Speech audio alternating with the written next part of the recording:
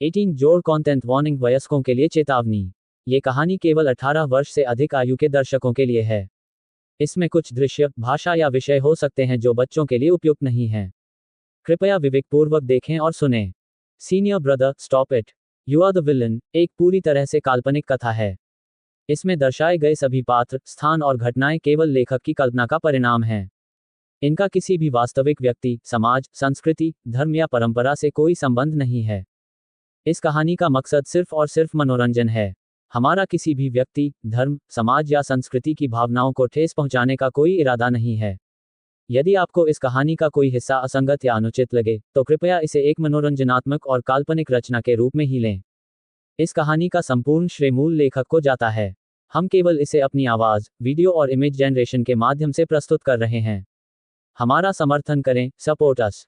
अगर आपको ये कहानी पसंद आए और आप हमें आगे और बेहतर कंटेंट बनाने में मदद करना चाहते हैं, तो आप हमें डोनेशन भेजकर सपोर्ट कर सकते हैं।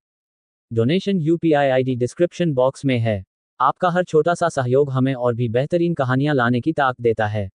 फार्मेसी क्लर्क के निर्देशों का पालन करते हुए फैंग शाओ ने लाई तोसान और अन्य लोगों को एक सराय में पाया। इस समय लाई तोसान और 3 अन्य लोग शराब की मेज पर बैठे थे। उनके पास पुरानी शराब का एक जार और 2 कैटिगोमास था। वे जोर जोर से बातें करते हुए शराब पी रहे थे और खा रहे थे। सिर्फ गलत नाम होते हैं, गलत उपनाम नहीं। लाई तोसान, जैसा कि उनके नाम से जाहिर था, गंजा था, यानी उनके सिर पर टिनिया कैपिटिस था। लाई तोसान के सामने एक दुबला पतला नौजवान बैठा था, जिसकी आंखें टेढ़ी मेढ़ी थीं। उसने अपना शराब का प्याला उठाया और हंसते हुए बोला, भाई लाई तो की नज़र वाकई कमाल की है। उसने दूर से ही उस छोटी बच्ची को चांदी पकड़े हुए देखा था। कौन जाने उस बच्ची ने चांदी कहां से चुराई थी। उसका वजन पूरे 5 टन था। लाई तोसान हंसा, उसकी परवाह किसे है। खैर, उसने जो चांदी चुराई थी, वो हम भाइयों को दे दी गई ताकि हम अच्छी तरह दारू पी सकें। जब हम वापस जाएंगे तो उस लड़की को फिर से ढूंढेंगे और उससे पूछेंगे कि उसने चांदी कहां से चुराई थी, ताकि हम भी जाकर मौके का फायदा उठा सकें। लाई तोसान के बाईं ओर एक नाटा, हट्टा-कट्टा, क्रूर चेहरे वाला आदमी बैठा था।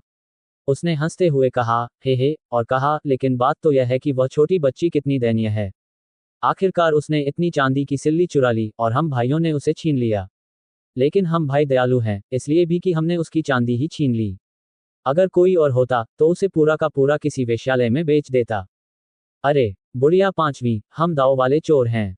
ये पैसा हमारा सुरक्षा शुल्क है, इसलिए स्वाभाविक रूप से हम अच्छी महिलाओं को वेश्यावृत्ति में धकेलने जैसा काम नहीं कर सकते।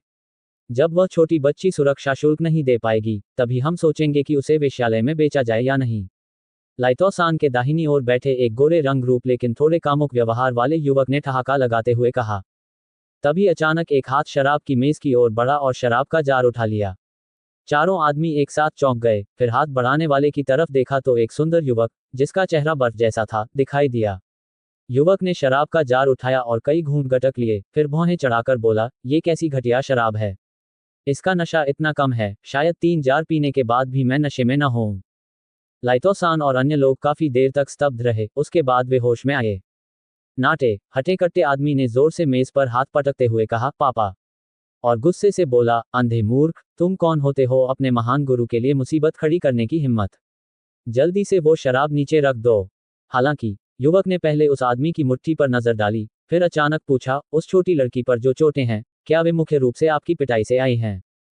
वह आदमी पहले तो चौंका, फिर जोर से हंस पड़ा, हा हा हा। मैं सोच रहा था कि ये कौन है, पता चला कि तुम उस बच्ची का साथ देने आए हो। सच कहूं तो तुम्हारे दादाजी ने ही उस बच्ची को मारा था। अगर तुम उसके नक्शे कदम पर नहीं चलना चाहते, तो आज्ञाकारी होकर शराब नीचे रख दो, और फिर हम चारों भाइयों में से हर एक को 3 बार प्रणाम करो। हमारे भाई आज अच्छे मूड में हैं, अगर तुम अच्छे से प्रणाम करोगे, तो हम भाई तुम्हारे खिलाफ कोई द्वेष नहीं रखेंगे। ओह, तो आप कह रहे हैं कि मुझे आपको धन्यवाद देना चाहिए। युवक ने आधी मुस्कान के साथ उसकी ओर देखा। धन्यवाद जरूरी नहीं है, लेकिन इससे पहले कि वह अपनी बात पूरी कर पाता, युवक ने अचानक अपना हाथ घुमाया और शराब का जार उस बलवान व्यक्ति के सिर पर जोर से दे मारा। एक जोरदार झड़प की आवाज के साथ बलवान आदमी को तुरंत झटका लगा, उसके सिर से बेतहाशा खून बहने लगा। बलवान आदमी चीखा और जमीन पर गिर पड़ा। ये देखकर लाई तोसान और बाकी सभी लोग खड़े हो गए। शराबखाने के मालिक और क्लर्क ने भी आंखें फाड़कर उस युवक को भय से देखा। लाई तोसान स्पष्ट रूप से उनमें से नेता थे, उनकी नजरें उस युवक पर टिकी थीं और उन्होंने ठंडे स्वर में कहा, दोस्त, हम भाइयों ने तुम्हें नाराज तो नहीं किया है ना। युवक ने ठंडे स्वर में कहा, मुझे खेद है, आपने मुझे नाराज कर दिया। हमने वास्तव में आपका अपमान कैसे किया है?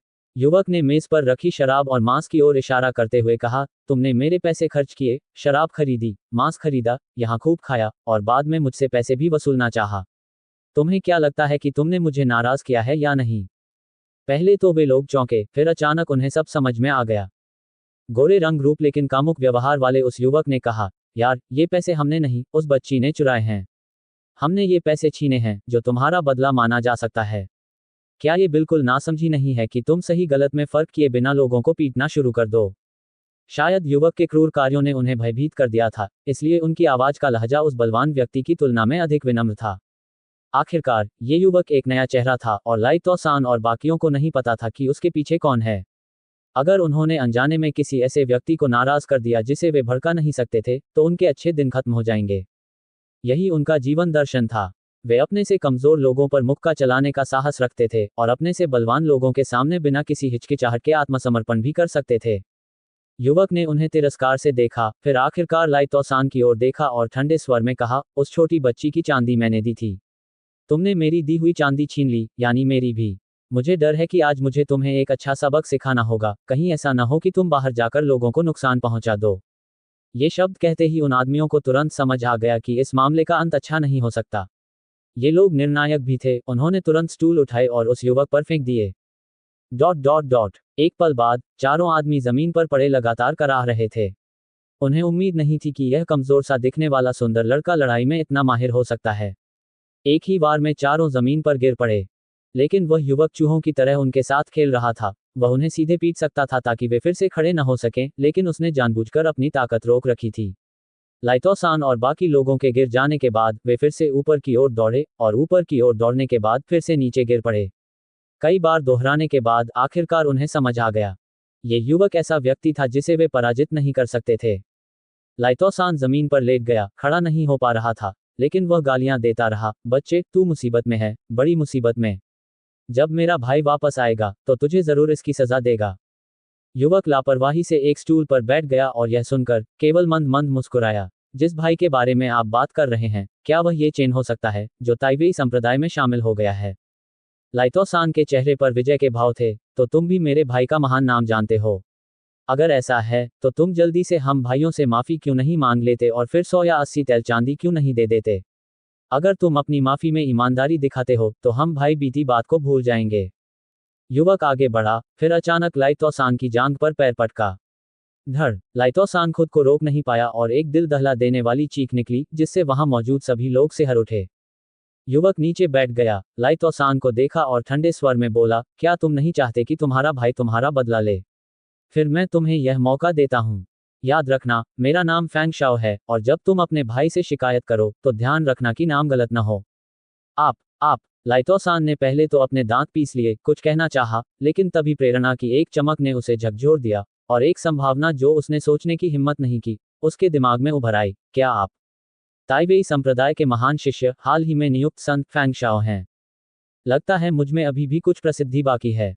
फैंग शाओ ने अपना पैर उठाया और फिर एक एक करके उस बलवान व्यक्ति के चारों अंगों को तोड़ दिया, जिससे वह बलवान व्यक्ति जमीन पर लौटने लगा और लगातार चिल्लाने लगा।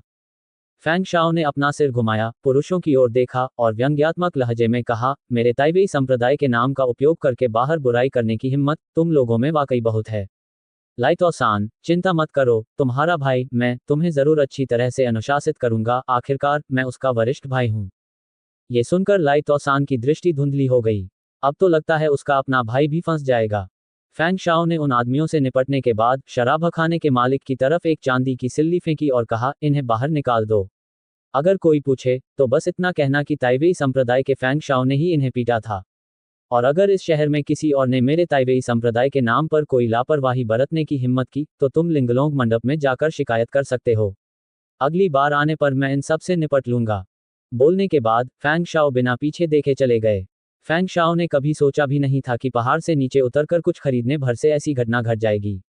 ये चेन जैसे लोगों का स्वभाव ऐसा होता है कि अगर उसके भाई को पीटा जाता, तो वह बदला जरूर लेता।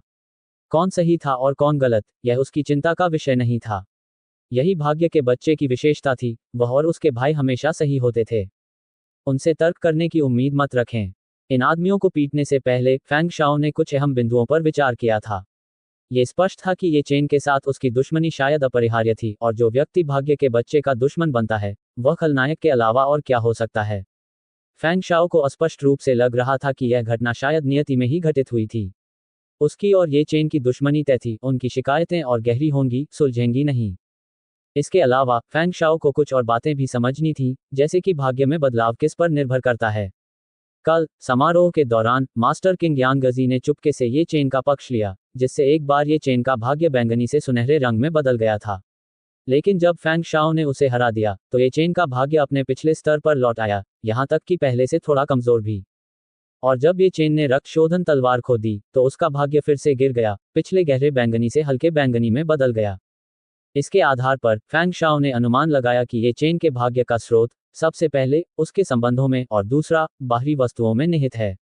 इन बाहरी वस्तुओं में दिव्य तीक्ष्ण अस्त्रों के अलावा ऐसी चीजें भी शामिल हो सकती हैं जो उसकी शक्ति बढ़ा सकती हैं, जैसे स्वर्ग और पृथ्वी का खजाना और आध्यात्मिक पालतू जानवर।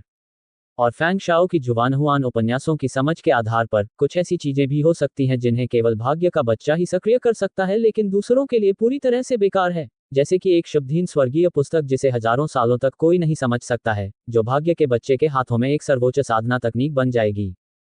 इस तरह की चीजें निश्चित रूप से भाग्य के बच्चे के विकास में बहुत मददगार होंगी।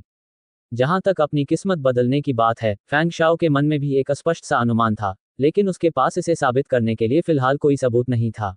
तो दोस्तों, आज के लिए बस इतना ही। अगर आपको हमारी senior brother stop it you are the villain कहानी पसंद आई हो तो कृपया हमारे चैनल नॉवल तले एफएम को लाइक करें, सब्सक्राइब करें और बेल आइकन जरूर दबाएं ताकि आपको हमारी अगली रोमांचक कहानियां तुरंत मिलती रहें। अगर आप हमारी कहानियों का आनंद ले रहे हैं और हमें सपोर्ट करना चाहते हैं तो आप डोनेशन के जरिए हमारी मदद कर सकते हैं। डोनेशन लिंक आपको डिस्क्रिप्शन में मिल जाएगा। आपका छोटा सा सहयोग हमें और बेहतर कहानियां बनाने के लिए प्रेरित करता है। आपका बहुमूल्य समय और समर्थन के लिए दिल से धन्यवाद। जल्द मिलते हैं एक नई कहानी के साथ, तब तक के लिए खुश रहिए, सुरक्षित रहिए।